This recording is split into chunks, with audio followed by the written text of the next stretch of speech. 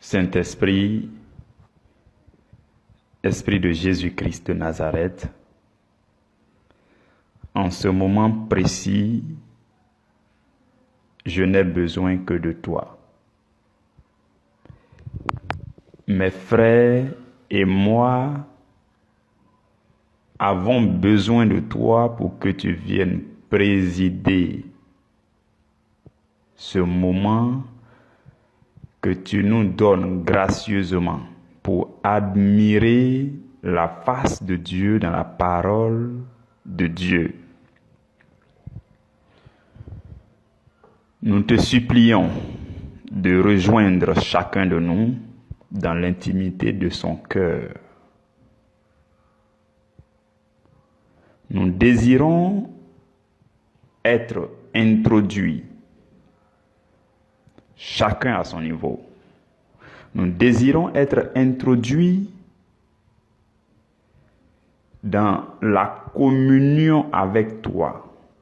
Une communion qui permette de recevoir la parole de Dieu prévue pour nous en ce jour du jeudi 11 juin 2020. Ce pain est différent du pain d'hier et sera différent du pain de demain. De même que la nourriture physique d'aujourd'hui sera différente de la nourriture physique d'hier. De cette même façon, nous voulons recevoir la fraîche nourriture spirituelle venant de toi pour désaltérer nos âmes, pour nous soulager, pour nous affermir, pour nous apaiser, pour nous guérir, pour guérir et restaurer notre homme intérieur. Saint-Esprit, je te prie de prendre le contrôle et de t'occuper du cœur de chacun à l'endroit où il est. Je ne fais que te prêter ma voix et je te prie de communiquer la parole de Dieu au cœur qui écoute maintenant. Et je prie que cette parole s'accomplisse dans leur vie, que tout le nécessaire accompagne cette parole, que ce soit la force dont ils ont besoin, que ce soit l'onction nécessaire, que ce soit l'assurance nécessaire. Je prie que tout ce qu'il faut accompagne le message de ce jour pour fortifier et édifier et exhorter quelqu'un, pour qu'il se relève, pour qu'il se mette debout, pour que son homme intérieur se réveille. Saint-Esprit, je te prie d'accomplir ton travail d'annonce de l'évangile. Depuis que Jésus est parti au ciel, il n'y a que toi qui annonces convenablement l'évangile. Nous ne sommes que des ministres associés. Nous sommes là pour prêter notre pauvre personne, notre pauvre voix, pour être un canal que tu utilises pour véhiculer Jésus dans les vies de ceux qui entendent. Voilà pourquoi je te prie de prendre totalement le contrôle de ma personne. Je refuse d'être un obstacle. Non, je refuse. Si, selon le plan divin, le merveilleux plan de Dieu pour celui qui m'entend en ce jour une grâce particulière, une bénédiction particulière doit lui être transmise. Je ne veux pas être obstacle. Non. Pendant que j'ouvre ma bouche, remplis-la et communique de façon fluide les grâces et les bénédictions que tu as prévues pour chacun en ce jour. La Bible dit que les bontés de l'Éternel se renouvellent pour nous chaque matin. Pour celui qui m'entend, les bontés de l'Éternel sont en train de se renouveler, sont en train il y a une mise à jour qui est en train d'être faite dans sa vie, une restauration, quelque chose de nouveau, de neuf est en train de s'ajouter à sa vie. Et ce sont des grâces et des bénédictions. Je prie que tu les véhicules librement et fluidement à tous ceux qui entendent. Au nom de Jésus-Christ de Nazareth, notre Seigneur et le Sauveur de l'humanité. Amen. Frères et sœurs dans le Seigneur, ce que nous avons à méditer aujourd'hui, c'est aimer Dieu, c'est recevoir Dieu à travers son envoyé. Donc voici notre sous-thème. Aimer Dieu, c'est recevoir Dieu à travers qui? Son envoyé. Si vous avez bien remarqué, quand ce sous-thème a été formulé et communiqué, quand j'ai écrit son envoyé, j'ai écrit le S en majuscule, le E en majuscule. Son envoyé. Aujourd'hui encore, je vais revenir sur quelque chose dont je nous ai déjà parlé.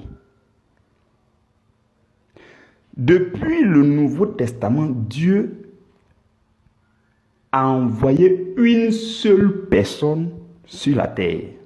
C'est une vérité fondamentale. Je ne sais pas si tout le monde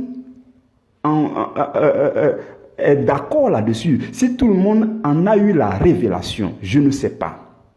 Mais, comme je vous l'ai dit une fois, dans mes méditations, le Saint-Esprit me dit que je ne suis pas serviteur de Dieu. Il me dit non, toi, tu n'es pas serviteur de Dieu. Je dis mais pourquoi? Et il me dit, tu es le serviteur de Jésus-Christ, tu n'es pas serviteur de Dieu. Et je continue pour demander pourquoi. Il me dit, mais tu ne te souviens pas que Jésus a dit, de même que le Père m'a envoyé, moi aussi je vous envoie. Jésus s'adressait à ses disciples et aux disciples de ses disciples et aux disciples des disciples de ses disciples jusqu'à nous aujourd'hui. La seule personne que le Père a envoyée sur la terre, c'est Jésus-Christ de Nazareth. Le Fils unique de Dieu, c'est celui-là qui a été mandaté par Dieu lui-même. Et Dieu est descendu en lui sur la terre. Avant Jésus-Christ, on peut comprendre que ceux qui sont venus, c'est Dieu qui les a envoyés. Il n'y a pas de souci. Ça, je suis d'accord là-dessus. Parce que quelqu'un va me demander, mais et les Jean-Baptiste et les Élie? Je suis d'accord avec vous. C'est Dieu qui a envoyé tous ceux qui sont venus avant Jésus-Christ. Mais depuis, parce que tous ceux qui sont venus avant Jésus-Christ là, ils avaient une mission qui n'était pas la mission du salut de l'humanité, non. Ils avaient des missions partielles et limitées. La seule personne qui avait une mission complète, c'était Jésus-Christ. Vous comprenez? Et depuis que Jésus est monté au ciel, Dieu n'a pas envoyé un homme. Quand Jésus est parti, Jésus a dit, bon, moi Jésus, quand j'étais ici, j'étais consolateur de vous, mes disciples, mais il est avantageux pour vous que je m'en aille, pour que un autre consolateur vienne. On l'appelle le Paraclet. Donc, Jésus est parti, son remplaçant, c'est le Saint-Esprit. Parmi les hommes issus de la chair, aucun n'est envoyé de Dieu. depuis l'ère de Jésus. Tous ceux qui sont chrétiens dans le milieu du christianisme, ce n'est que par abus de langage qu'on dit serviteur de Dieu. Mais en fait, serviteur de Jésus-Christ et par ricochet, serviteur de Dieu. Mais ce qu'on devait dire qui est correct, c'est serviteur de Jésus-Christ. Mais c'est tolérable qu'on dise serviteur de Dieu, homme de Dieu, il n'y a pas de souci. Mais de façon fondamentale, cette grande révélation doit être connue de tous. Nous sommes tous, peu importe. Vous voyez, quand vous lisez le livre de Éphésiens au chapitre 4, dans l'Église, Jésus a établi les fonctions. Et les 5 fonctions, les 5 dons de ministère qui ont été cités, ce sont ces gens-là qui sont établis aujourd'hui et même depuis le temps des apôtres qui sont en train de battre l'œuvre de Dieu, qui sont en train de continuer l'œuvre de la rédemption. Vous comprenez? Tout cela, y compris vous et moi, nous sommes des serviteurs de Jésus-Christ. Jésus est le seul qui est l'envoyé de Dieu. Nous nous sommes envoyés de Jésus. Voilà pourquoi un homme de Dieu qui commence à faire l'œuvre, qui commence à faire l'œuvre en plein, et qui commence à ouvrir des représentations, qui commence à ouvrir des communautés à travers les nations, celui-là, on l'appelle apôtre de Jésus-Christ. Et je nous avais dit que quand vous lisez bien les épîtres de Paul, ça aussi, c'est vraiment très remarquable. Paul a tellement compris cette révélation. Quand vous lisez les épîtres de Paul, les premiers, que ce soit, souvent c'est les premiers versets ou bien les deuxièmes versets. Au commencement, il dit, pour commencer ses lettres, il dit, moi, Paul, apôtre de Jésus-Christ. Très souvent, c'est ce qu'il dit. Lisez Romains chapitre 1, verset 1, 1 Corinthiens chapitre 1, verset 1, 2 Corinthiens chapitre 1, verset 1. Galates chapitre 1, verset 1, ainsi de suite. Lisez, vous allez comprendre que Paul, à chaque fois, il dit serviteur de Jésus-Christ. Il dit serviteur de Jésus-Christ. C'est rare que Paul dise directement serviteur de Dieu. Parce que Paul reconnaît que Jésus est le seul envoyé de Dieu. Et nous, tous qui sommes venus par la suite, nous ne sommes que envoyés de Jésus-Christ. Vous comprenez, mes frères et mes sœurs? Donc, j'ai voulu juste un peu insister là-dessus. Parce que, en son temps, quand le Saint-Esprit m'avait dit ce que je vous ai raconté là, il a profité pour m'expliquer le risque qui est attaché à cela. C'est-à-dire que quand les gens disent « je suis serviteur de Dieu, serviteur de Dieu, serviteur de Dieu », le risque, c'est d'oublier Jésus-Christ.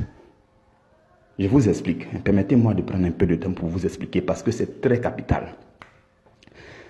Jésus est venu avec la nouvelle alliance, le Nouveau Testament,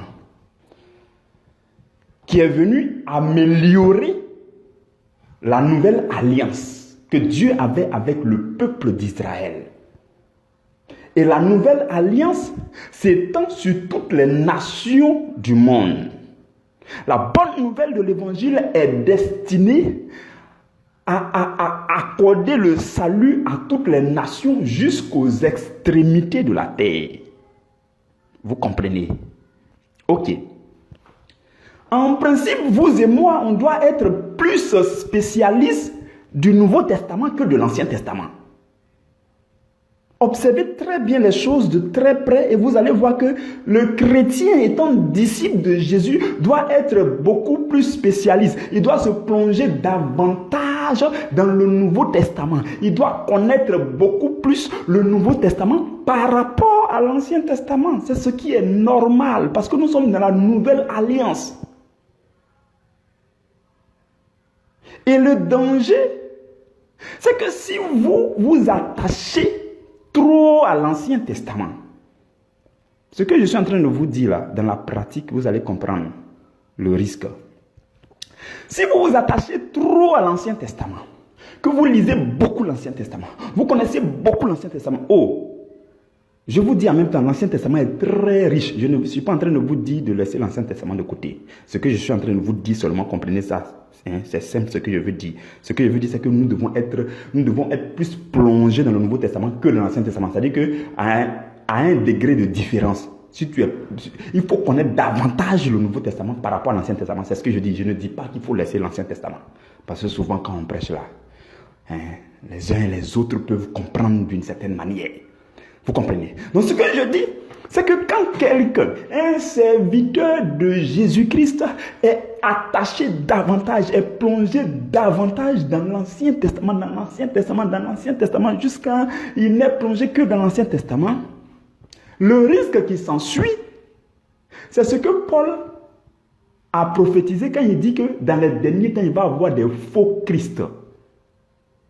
Parce que, regardez de très près, vous allez comprendre que quand tu t'attaches plus à l'Ancien Testament, tu risques de penser, de laisser un peu Jésus-Christ de côté, l'évangile de côté, tout ça. Et puis, vers la fin, tu connais bien l'Ancien Testament, tout ça. Tu es plongé dans la loi. Et puis, vers la fin, tu vas penser que toi aussi, tu es comme Christ, quoi. C'est-à-dire que tu risques de te mettre au même niveau que Jésus. Alors que, pour celui qui comprend ce que je suis en train de dire, c'est Jésus qui est son maître. Il est plus spécialisé dans le Nouveau Testament. Il ne connaît que Jésus. Il n'est envoyé que par Jésus. Et si après, on dit qu'il est envoyé par Dieu, il n'y a pas de souci.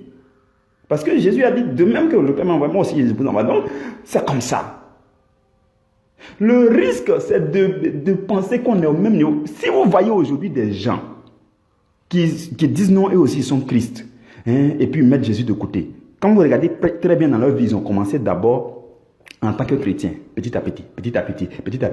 Et vers la fin, ils commencent à laisser Jésus de côté. Ils commencent à voir qu'eux aussi, ils peuvent faire des grandes choses. Eux aussi, on dirait que c'est eux qui sont chrétiens. On dirait que c'est moi que Jésus envoie. Il y a des gens qui racontent des âneries comme ça pour dire non, Jésus n'est pas Jésus, c'est moi le vrai Christ.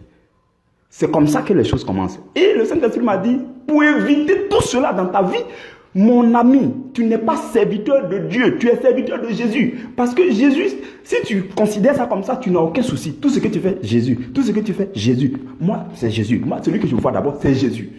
C'est pourquoi souvent, quand vous entendez, il y a des gens, quand des gens veulent dévier là, ils parlent fréquemment de Dieu, et puis ils parlent très peu de Jésus-Christ. Souvent, ils disent Seigneur, tout court. Ou bien ils disent Dieu, tout court. Et puis, vous voyez, il faut que le puissant nom de Jésus règne dans nos propos, dans nos pensées, dans nos actions de chaque jour. Parce que nous sommes des envoyés de Jésus. Et le seul envoyé de Dieu, c'est Jésus-Christ. Depuis lors, plus personne. Dieu n'a plus... Attendez. Après ce que Jésus a accompli sur le bois de la croix, pensez-vous que Dieu n'est pas satisfait pour envoyer encore quelqu'un d'autre sur la terre? Attendons, analysons un peu quand même. Après tout ce que Jésus a accompli pour nous obtenir la vie éternelle, le salut, le pardon de nos péchés, la rémission de nos péchés, le rachat, après tout ça, pensez-vous que Dieu n'est pas suffisamment satisfait pour envoyer encore quelqu'un sur la terre pour dire non, moi Dieu, j'ai envoyé Jésus, c'est vrai, mais je décide d'envoyer un certain Y, je décide d'envoyer un certain X. Dieu ne fait plus ça. C'est Jésus maintenant qui envoie ses disciples. Vous comprenez? J'espère que nous avons compris ça. Et je le dis pour que nous comprenions que si nous voulons parvenir à manifester convenablement l'amour pour Dieu, en reconnaissant Jésus seul comme envoyé de Dieu et en nous considérant comme des envoyés de Jésus-Christ, nous sommes obligés d'aimer Dieu comme Jésus a aimé Dieu. Je ne sais pas si vous m'avez suivi. Pour aimer Dieu convenablement, il faut recevoir le seul et unique envoyé de Dieu, le Fils unique de Dieu, le recevoir comme Seigneur et Sauveur, comme notre maître, comme notre chef, notre supérieur hiérarchique.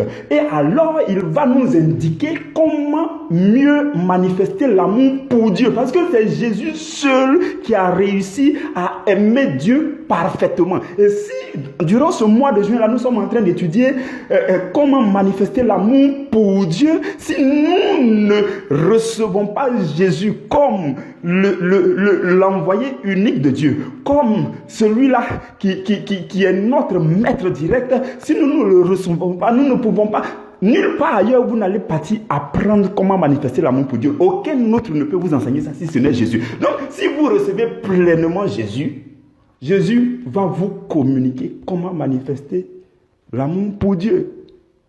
Vous comprenez, mes frères et mes sœurs? Nous allons maintenant lire notre texte texte d'appui. Et on va s'attarder légèrement dessus avant de terminer. 1 Jean chapitre 3, verset 1 à 10. Nous allons découvrir beaucoup de choses là-bas. 1 Jean 3, verset 1 à 10. Je lis la parole du Seigneur. L'apôtre Jean dit, il dit, voyez quel amour le Père nous a témoigné pour que nous soyons appelés enfants de Dieu. Et nous le sommes. Si le monde ne nous connaît pas, c'est qu'il ne l'a pas connu. Bien-aimés, nous sommes maintenant enfants de Dieu. Et ce que nous serons n'a pas encore été manifesté. Mais nous savons que lorsque cela sera manifesté, nous serons semblables à lui parce que nous le verrons tel qu'il est. Quiconque a cette espérance en lui se purifie comme lui-même est pur. Quiconque pêche transgresse la loi et le péché est la transgression de la loi. Or, vous le savez, Jésus a paru pour ôter les péchés et il n'y a point en lui de péché. Quiconque demeure en lui ne pêche point. Quiconque pêche ne l'a pas vu et ne l'a pas connu. Petits enfants, que personne ne vous séduise. Celui qui pratique la justice est juste, comme lui-même est juste. Celui qui pêche est du diable, car le diable pêche dès le commencement. Le Fils de l'homme apparut afin de détruire les œuvres du diable. Le verset 9 dit, quiconque est né de Dieu ne pratique pas le péché. Parce que la semence de Dieu demeure en lui. Et il ne peut pécher. Parce qu'il est né de Dieu. C'est par là que se font reconnaître les enfants de Dieu et les enfants du diable. Quiconque ne pratique pas la justice n'est pas de Dieu, non plus que celui qui n'aime pas son frère. Parole du Seigneur. Nous rendons grâce à Dieu. Mes frères et mes sœurs dans le Seigneur, ce texte-là est un texte très fort qui exprime l'amour que Dieu a manifesté pour l'humanité en passant par Jésus-Christ. L'apôtre Jean commence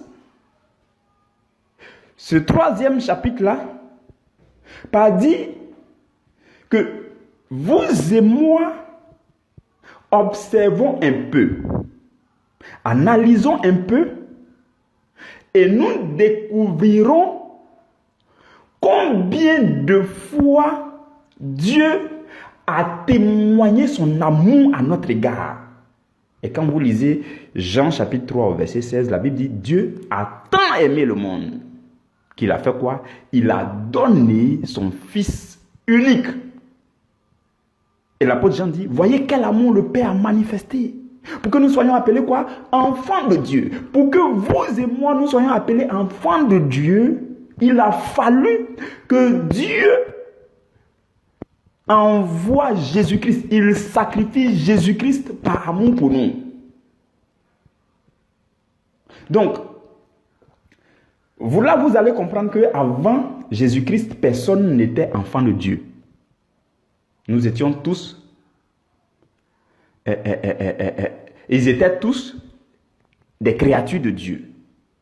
Parce que c'est clair, hein? Bon, ça c'est, la Bible dit, voyez quel amour Dieu a manifesté pour que nous soyons appelés enfants de Dieu. Parce que si Dieu n'avait pas manifesté cet amour à travers le sacrifice de Jésus, certainement que les gens n'allaient pas être appelés enfants de Dieu. Et comme on lisait le livre de Jean au début, la Bible dit que Jésus-Christ étant la parole de Dieu qui était au commencement, qui était avec Dieu, qui était Dieu, qui est la lumière véritable, la vie véritable, est descendu dans le monde, il s'est fait chair, il a habité parmi les hommes. Et la Bible dit que cette lumière véritable qui est la vie là, à tous ceux-là qui ont reçu cette lumière, qui ont accepté Jésus-Christ de Nazareth, Dieu leur donne dès cet instant le pouvoir de devenir enfant de Dieu. Donc c'est là que commence l'identité d'enfant de Dieu. Ça ne commence pas ailleurs, ça ne commence pas avant Jésus. Non, ça ne commence pas avant de connaître Jésus. Voilà pourquoi vous comprenez.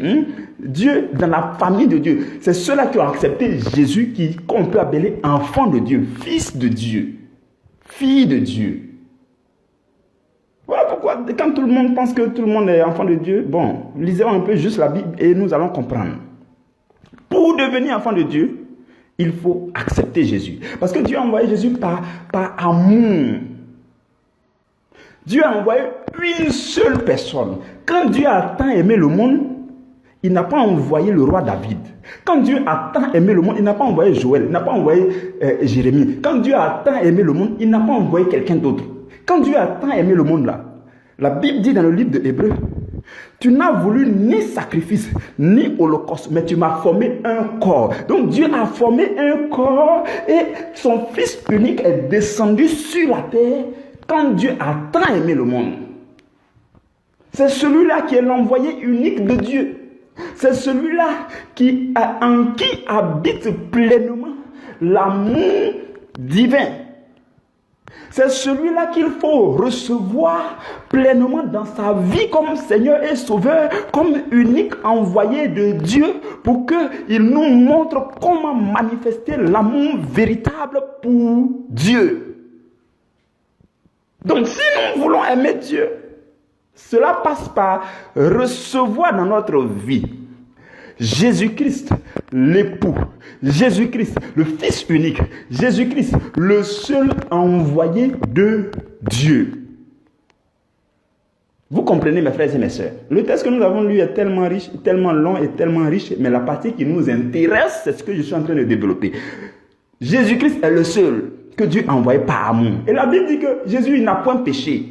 Il n'y a pas de péché en lui. Donc voilà pourquoi, si nous recevons Jésus, la conséquence c'est que nous aussi nous devons faire ce que nous pouvons pour nous éloigner du péché, parce que lui il n'a jamais péché. Et puis tu dis tu l'as reçu. Vous ne pouvez pas cohabiter. Si tu demeures dans tes péchés. Et au verset, à quel verset là? Au verset 6, l'apôtre Jean dit, quiconque demeure en lui, vous voyez le mot demeurer là, c'est très puissant. Quiconque demeure en lui ne pêche pas. Tant que vous demeurez, vous voyez, mes frères et mes sœurs, il est possible de ne pas pécher. On dit très souvent que le juste pêche au moins 7 fois. C'est ce qu'on dit, hein. Parce que quand vous lisez la Bible, dans les habitudes du peuple juif, les gens se disaient que celui qui est juste là, il pêche au moins 7 fois. Vous comprenez? C'est ce que les gens disaient. C'est ce qui a poussé Pierre à aller demander à Jésus, si mon frère a péché contre moi, combien dois-je lui pardonner? Et puis là, il s'est précipité pour répondre 7 fois. Vous voyez, quand il disait 7 fois, c'est à ça qu'il pensait. Parce que il se disait qu'au maximum, 7 fois, même le juste au maximum allait pécher contre lui 7 fois dans la journée. Et combien doit-il lui pardonner? Est-ce que c'est 7 fois? C'est ce qui l'a poussé à poser la question. Vous comprenez? Donc, mais là, l'apôtre Jean nous dit que celui qui demeure en Jésus ne pêche point. Quelqu'un peut dire, comment est-ce que c'est possible? C'est possible. C'est parce que vous et moi, on n'a pas encore demeuré de façon continuelle en Jésus. Peut-être tu vas me dire, ce n'est pas possible, c'est pas grave, mais il y a un degré maximal, Jésus veut que tu arrives là-bas. Moi, j'accepte que je suis pécheur, je pêche beaucoup chaque jour. Mais tout ce que je désire, c'est de m'améliorer aussi chaque jour. Ce n'est pas d'atteindre 100%. Peut-être ce n'est pas possible humainement parlant. Il n'y a pas de souci. Mais je sais qu'il y a un degré de sanctification acceptable par Dieu pour entrer au ciel. C'est ce degré que Dieu veut que vous et moi on atteigne. Parce que la Bible dit que la grâce en Jésus-Christ, ça va nous sauver. Parce que si Dieu veut du là, personne d'entre nous ne va aller au ciel. Voilà pourquoi la Bible dit, là où le péché a abondé, la grâce de Jésus a fait quoi? A surabondé. Donc, il y a un degré. Bon, quand le verset qu'il vient de dire là, je crois que c'est Romains chapitre 5, verset 20. Et après, dans Romains chapitre 6, au premier verset, la Bible dit, demeurerions-nous dans le péché afin que la grâce surabonde? Et Paul répond pour dire, loin de là. Donc, ce que je veux dire, c'est que, même si vos péchés ont abondé dans vos vies, la grâce de Dieu peut surabonder. Vous pouvez retrouver le chemin par la grâce de Jésus-Christ. Mais cela ne vous autorise pas à demeurer dans vos péchés. Non. Dès l'instant que la grâce de Jésus vient vous saisir pour que vous puissiez retrouver le chemin, le verset 6 de 1 Jean chapitre 3 là dit, quiconque demeure en Jésus va aller d'amélioration en amélioration en amélioration en amélioration. Donc, demeurer en Jésus, c'est quoi? C'est faire tout pour contempler la présence de Dieu chaque jour, chaque instant de notre vie. La dernière fois, je disais à quelqu'un, souvent c'est parce qu'on est mal organisé qu'on n'arrive pas à demeurer en Dieu chaque jour. Souvent, vous voyez, si vous observez très bien dans votre vie, vous avez l'impression qu'il y a des tâches là. Pour bien faire, il faut oublier Dieu. Observez très bien votre vie, vous allez voir que souvent ceux qui travaillent, il y a des gens qui pensent qu'il y a des tâches dans leur vie, il y a beaucoup de tâches dans leur vie. Pour faire ça, il faut que je mette Dieu de côté carrément. Alors qu'il est possible, quand l'apôtre Paul dit prier sans cesse, il est possible de fredonner un petit cantique, même quand vous êtes en train de faire la tâche la plus compliquée que vous voulez faire là. Il est possible de fredonner un petit cantique, ou bien de marquer une petite pause pour dire Seigneur, je te magnifie, je te bénis, ou bien encore de marquer des pauses à chaque fois que vous avez accompli une petite tâche, vous dites merci à Dieu. Les actions de reconnaissance. Quand on dit prière là, il y a plusieurs formes de prière. En décembre passé, nous avons fait un séminaire de 7 semaines sur l'art de la prière. Et là, vous allez découvrir qu'il y a plusieurs façons de prier. Comme l'apôtre Paul dit, prier sans cesse là, cela est possible. Donc, il faut demeurer dans une mentalité, la conscience de la présence de Dieu. Quand vous avez ça continuellement, vous pouvez vaquer à toutes vos occupations, mais Dieu aussi est là. Et vous et moi, sur cette plateforme-là, nous faisons ce qu'il faut faire pour demeurer dans la parole. Chaque jour à la première heure, nous écoutons, nous lisons nos Bibles, nous faisons ce qu'il faut faire. C'est ça que Dieu demande pour que nous puissions demeurer en Dieu.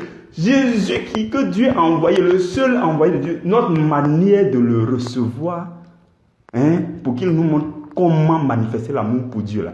Notre manière de le recevoir, c'est de demeurer en lui.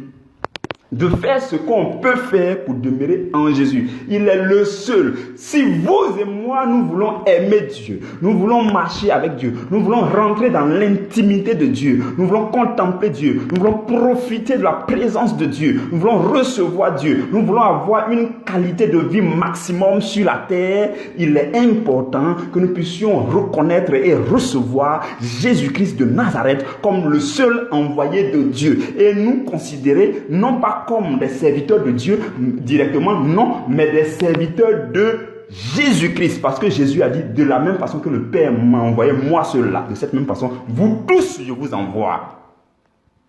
Que Dieu vous bénisse abondamment. Demain, nous nous retrouverons à la première heure.